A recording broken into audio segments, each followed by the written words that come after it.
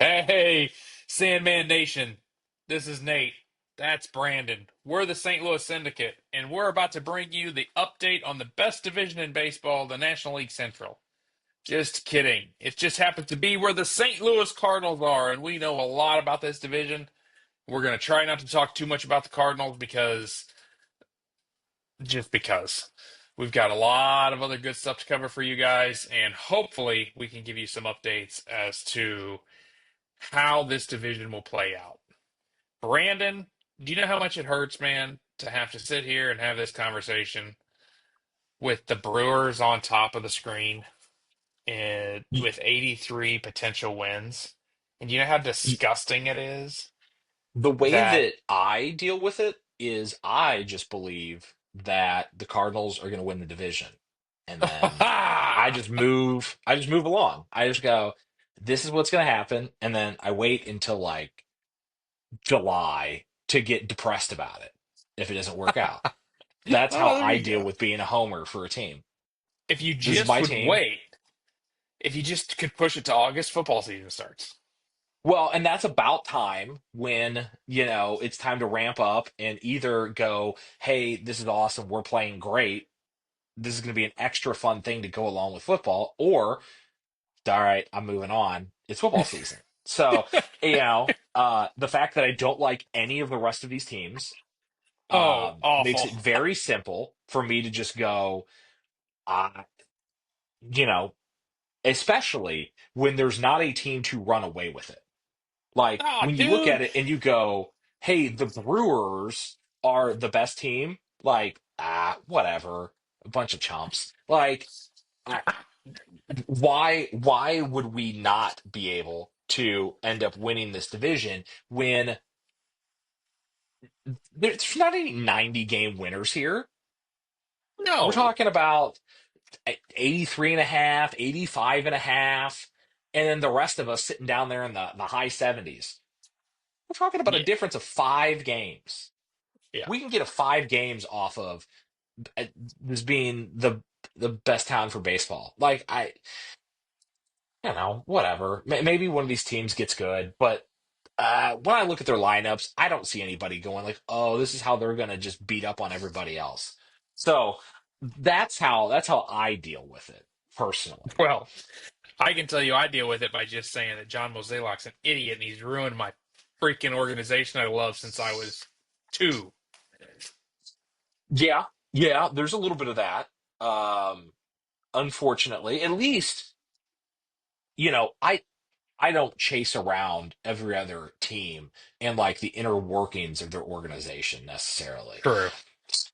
So to to go, hey, before the season even starts, here's the guy that's going to be running it next year. Here's what he's going to be doing for the next year. Here's what I'm going to be doing for the next year. Here's how we're going to get. I go, perfect. You guys are at least articulating a plan. Like when other teams have to reset, it's kind of like we're gonna draft at the top of the draft for a couple of years and stockpile talent. They've at least got a management structure that they can point to and go, "This is how we're going to turn our organization around." So that makes me happy. I like the young guys we have running around. And again, when I look at these other teams, look, I'm going to love watching Paul Skeens pitch. Other than that, Oh yeah. like you know um Ellie out there in Oh, Cincinnati, he's going to be he's fun great to watch, to man. watch, but like there's no like murderer's row of a lineup or anything where I go, I'm really worried about playing these guys. So we can kind of talk through it, and I can kind of insult all four of these cities in a more structured fashion, but that's where I'm coming from. I hear you. I just am bitter that the franchise I raised my kids to root for is getting annihilated. The Cardinal way, which was the way in baseball for so many years, is being stepped on because Mozeliak can't get out of the way. Uh, Traditional stars that came here to play and wanted to be part of our organization for their life, not their career, or having to badmouth us. Speaking of people like Jim Edmonds, and I look at like where poor Arenado's situation is right now. Uh-huh. You know, this guy wanted to be here because we had a culture. Our culture right now is in the shit tank, and I am not happy about it. And there's no amount of anything that can happen until Mosaic gets out of the way and we start seeing some of these other things take place. And we don't need a slow transition. That's why they fire fuckheads. Pardon my French, Sandman Nation. In the NFL, when you suck, they fire you in mid-season. And when I don't care if you've been doing your job for 20 years, 30 years, why does this guy get a golden ticket out? Fire his ass, move on, and let's get somebody in here who's going to start moving. Why do we have to wait a whole year for him to ride around in his red Corvette and get a standing ovation because he was good in 2006? Screw Sure. that. I No, am I so gotcha. not happy with that culture. That's to me is the biggest issue is the culture. I agree with you. I like the players. I like the kids. I like the hustle. I'm not even super pissed at Ollie. I just think that at the end of the day, the culture top down is much more of not winning baseball and more about we don't want to lose money. And you and I both know that this town does not lose money on baseball. I don't care Oh, what they say. That ballpark village, that whole thing rakes in the money. It's ridiculous. Anyway, Sandman Nation, we could roll for hours on this. And this is our venting ground, so we're not going to do that. Let's talk about the Brew Crew. Now, Brandon, to your point a minute ago, you didn't see a murderer's row. I wouldn't call these people the Yankees of 1920s, but Jackson Churio, Christian Yelich, William Contreras, Garrett Mitchell, Rice Hoskins, Sal Frelick, they're pretty damn good, dude. they These are. guys can play baseball. That coupled with a very sound starting lineup. I'm not saying rock stars. There's nobody in there that's killing it. They're sound. And an okay bullpen who's not going to blow games. This group sits shoulders above the Cardinals, the Pirates, and the Reds. Maybe not necessarily the Yes. Cubs, but they actually now they're young, right? They got one, two, three, four, five, six guys under 2 years of service. So they are gonna have hiccups, and but a team like the Cardinals, which is how I speak about this division in terms of the Cardinals, is not going to be mentally mature enough to take advantage of it. Our veterans are gone, except our pitching staff, which they're not even veterans; they're old age people and need to be in the nursing home. Teams like the Reds are kind of coming along a little bit. Teams like the Cubs will take advantage of it, but that's why this whole division is less than 85 wins, is because the whole division's kind of young and weak at overall. Yeah. No, you're definitely right. That like there's a reason why they're they're favored to win the division. Because on paper, they have collected up a good amount of talent. And yeah, when we see them playing the rest of the division, I'll be assuming that they'll most of the time figure out a way to win that game. Yeah. My hope, right, is always that like, yeah, you got the young guys, the Brewers, kind of always figure out a way to not quite live up to their expectations. So, hopefully when they go out of division and they kind of deal with some of the better teams that they don't get on a run and it kind of suppresses their wins and gives us an opportunity to stay near them. But like, I'd like to see them, figure out a way to go on a losing streak and, it take a while for these young guys to click. But I think, you there with your shot of them going over is probably a fair bet because of who they're going to play all year. Yeah. They're going to just catch. I mean, they've only got to lose to Schemes against the Pirates. They'll win the rest. Um, Sure, yeah. you Same with know, the the Reds. same with Like, the Reds, the Cardinals. It just breaks my heart, but it's true. Uh, The Cubs are gonna give them a run. If you take a look at the Cubs, they've got a really good pitcher in Shoto. Um, they've got a couple of other nice little players in there in the pitching staff. Nothing outlandish. They're pretty run of the mill. They're very 83 to 87 winish. Their lineup actually has several guys that are in the top 100. They've got a really good prospect in Matt Shaw sitting there at third base. Dansby's one with the Braves. Pete Crow's a nice second year guy who's got a lot of opportunity. When you really look at the Cubs top to bottom, they are the ones that are going to compete with the Brewers for to win the division. It says 85.5 wins here. I have them down in second place because you'll never see me put a slide with the Cubs in first on it ever. I love Just it. to be clear about that. It just can't happen. But they're going to compete. I mean, that's at the end of the day, that's what's going to happen is they're going to compete. I personally would like to see the Cardinals in that 85 competing number two. Why can't it be like the Phillies and the Mets and um the National or excuse me the Braves Yeah. where they all have Well, 90? Why aren't we competing at the 85 mark? And you know, I get why they have it here, but I don't see where guys like I don't see how these guys that they've accumulated are going to super challenge anybody in the NL East, and they're really not going to challenge the lineups the Dodgers or the Padres have.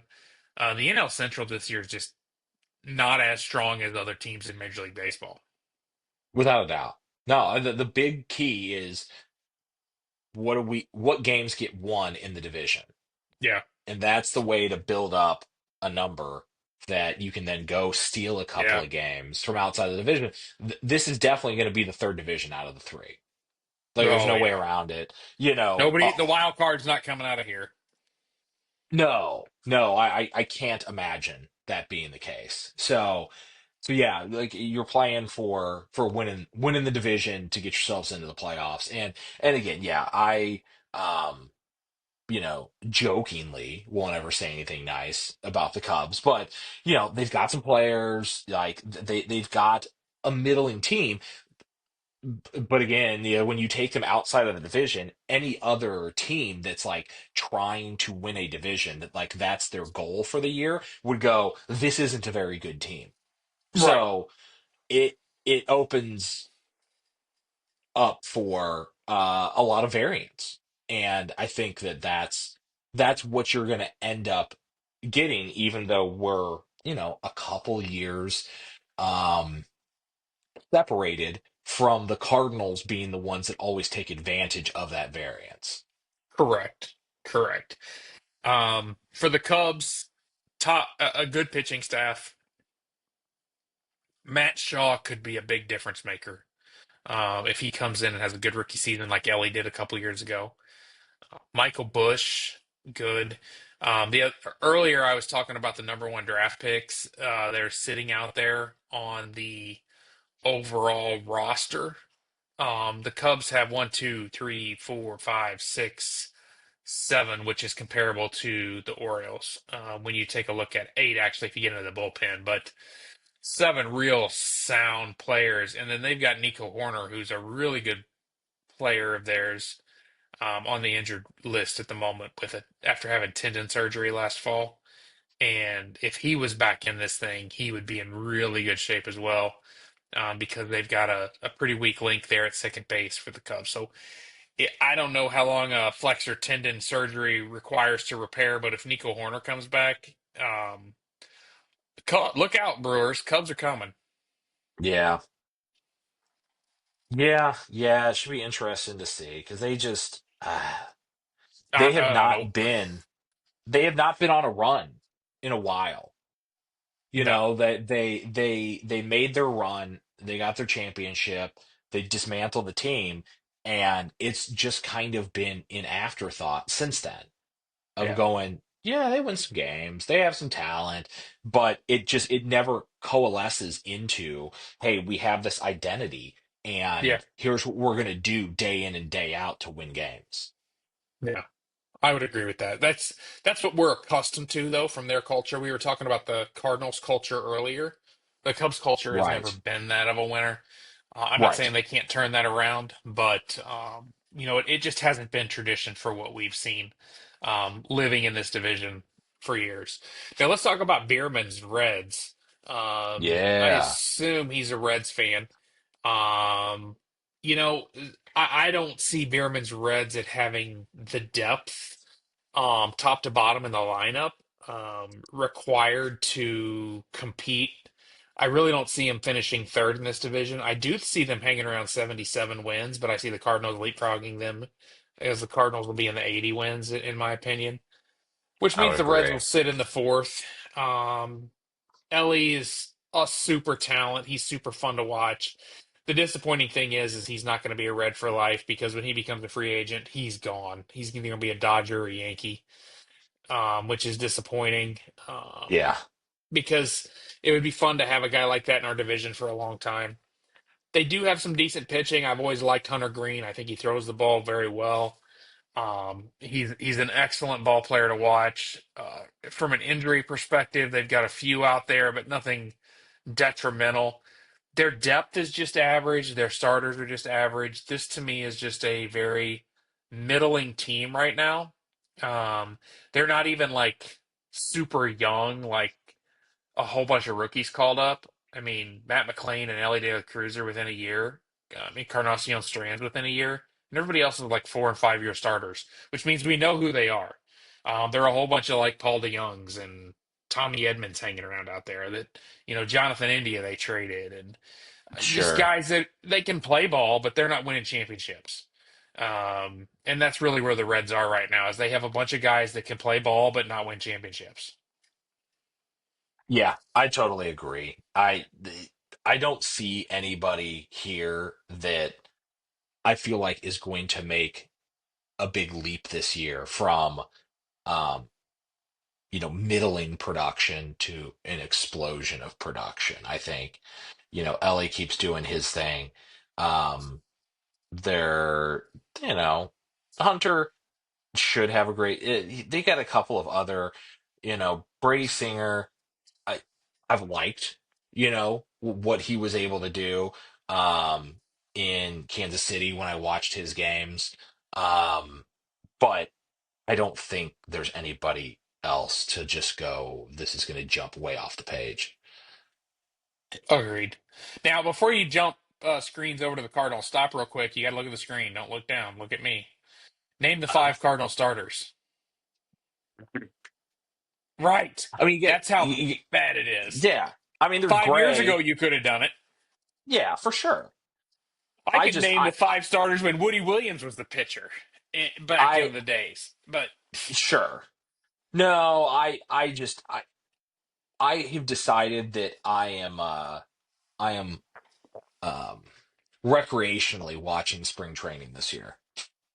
yeah, And I am not, I'm not getting deep because I honestly don't know because of what they communicated to say we are trying to shift the way that this team works, that I don't even know if what people look at the numbers and project is going to be what they execute on the field, right. or if this becomes a transition year where, hey, we try to um, drop some of the more tenured guys back, bring in some of the younger talent, give them a try, see who pops. So, when you go, hey, these are the five that we have listed right now. Yeah, we probably get to opening day, and those are the five that are in the rotation. But I don't see any reason why, if, say, Mikolas doesn't pop again and go back to some of the streaks that he's had, why they don't go, all right, that didn't Trading. work. Trading Yeah, to the can I get Orioles. something for you? Can I, are you just going to go to the bullpen and we're going to bring in somebody else to have them start trying to start and see what we have in the minor leagues? And go, hey, we're going to move on from some of these more tenured guys to find out what we need to do with our minor league players. So yeah, that's I just kind of have been watching the games and enjoying baseball being back more than trying to guess what they might do with our minor leagues this year. Yeah. Yeah. I have no idea what they'll do with it. I think that's a great point. I think it's a great assessment. I think Miles Michaelis is a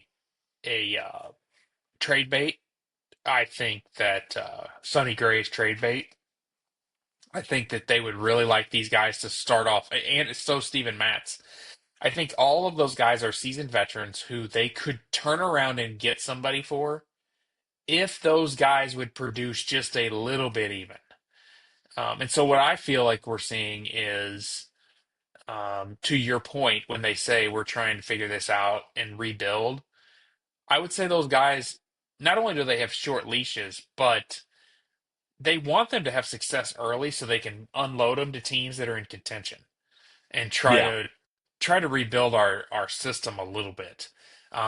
When our system's coming up with guys, I mean, we had guys coming up from our system named Pujols and Molina. I mean, these are Hall of Famers.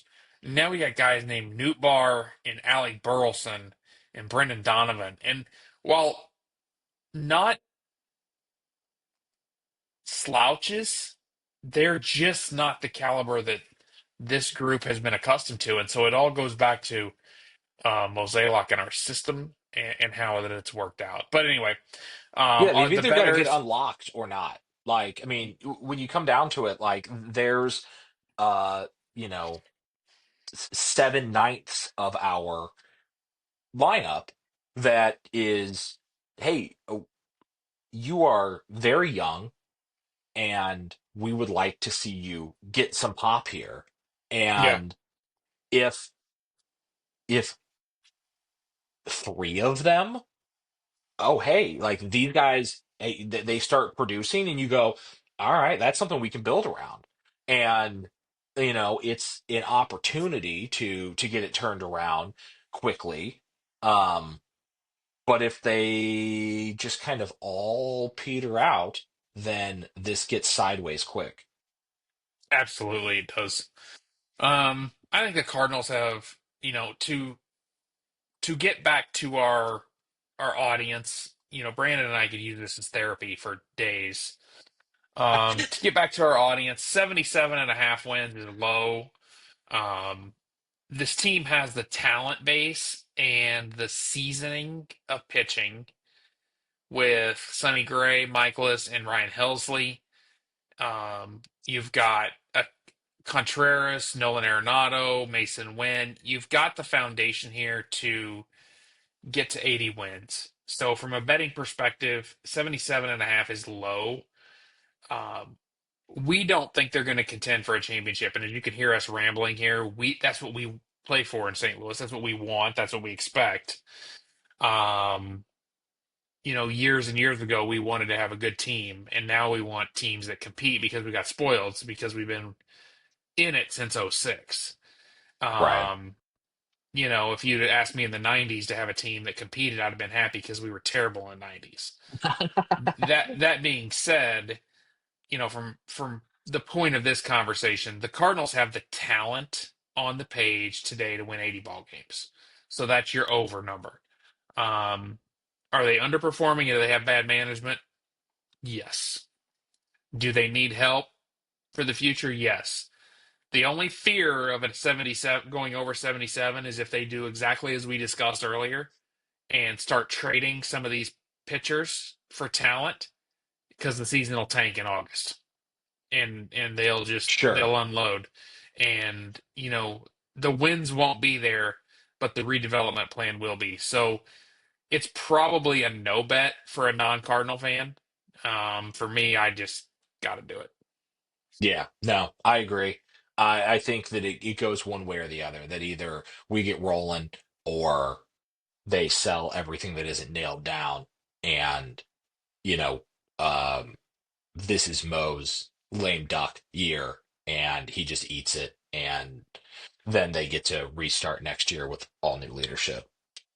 Or Mo's going to try to quote unquote leave a legacy for the next people to have. And he's going to try to tell everybody on his way out that he loaded the franchise with talent. Anyway, I'm digressing again. Here we go. Brandon and I can do this offline. Uh, On to the Pirates. One of my favorite players in baseball is O'Neal Cruz. Um, Oh yeah, he's some will call him the poor man Ellie De La Cruz because Ellie is just stupid good. But yeah. O'Neal Cruz has a lot of talent, very similar. He's got the speed, he's got the cannon for an arm, he's got the power and pop in his bat. He is a fun player to watch. So that guy's a lot of fun. Him coupled with Skeens makes the Pirates at least an interesting watch Oh from yeah. my perspective. Oh yeah. No, I will definitely anytime Skeens pitch is it's gonna be appointment TV and I'll be able to get my cruise fix during that. Um Yeah, and look, it's outside of, betting on numbers, it's just a great park to watch a it baseball game is. at on TV. I've never Like been it there. just I want to go. Have you been? yeah, I do too. No, no, no. I haven't been out to Pittsburgh in years. So I have, but you just watch it on TV and you go like the games look great there. And while I can't imagine them getting to 77 wins, they've got some young guys. They got some other young guys that could be at least interesting to watch. Um, they're another organization that like you just can't trust ever uh, Right.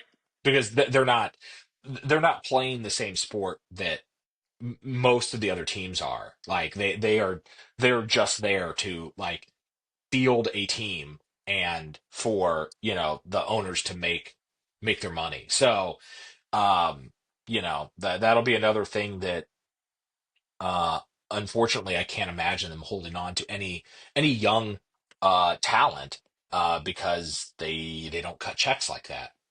No. So, it'll be interesting to see if if Skeens can keep growing. Like very seldom do you have a guy just show up year one and not trip up and then just go, okay, have an off season and come right back. And we think you're, you know, top 10 pitching as, literally a second year player and him just go right back to it. It'll be a wild thing to watch for the season. And that'll at least keep Pittsburgh, in the news on the highlights and keep some eyes on the team. Yeah. And I agree with you. Second year players struggle traditionally. Yeah. Um, I don't know if you've ever seen like on TikTok or Facebook Reels the schemes when he pitches, like they put a camera behind him and what his pitches all look like coming out and how they all come to a Oh, like certain that point F's? and then move. It's like it's like one of the most disgusting things I've ever seen a human being be able to do with a baseball. Like it follows the exact same flight path on every pitch for 53 feet and then does something different every time. And it's Makes it real like difficult to deal with there. Google that and or look for it. I mean, it is disgusting watching this. I'll I do mean, you some watch poking it and around. you go, well, no wonder nobody can hit him. That being said, these are major You have to leaguers. guess. Oh, Yeah, I think that's yeah, about what anybody that throws over 97, you're pretty much guessing anyway. sure. Um, Good point. they are Major League Baseball players. There's film on him. They will study him. I think that he'll still dominate newer guys and weaker teams. I think seasoned vets and stronger teams as a whole that have a good hitting coach, a good video program, they'll get on him a little bit more. He's not going to be perfect. He doesn't go undefeated. He's going to get hit. He doesn't have the Right. run support from the Pirates, but he is Well, that's for must-watch sure. TV. He's Yeah, must-watch TV. yeah, You because got to he's see got a this little guy bit of that pitch. that Bryce Harper in him, where he's just, you know, interesting to watch play the sport on top of being effective at it. Yeah, absolutely. So, Same Man Nation, apologize. Thank you for allowing Brandon and I to have a little therapy before baseball even starts. We were able to vent a little on the Cardinals, rant a little bit about the Cardinals, and just overall complain about the Cardinals while giving you some updates on the NL Central. Bottom line, Brewers over 83.5. Stay away from everything else. Good luck on your bets. Go Birds.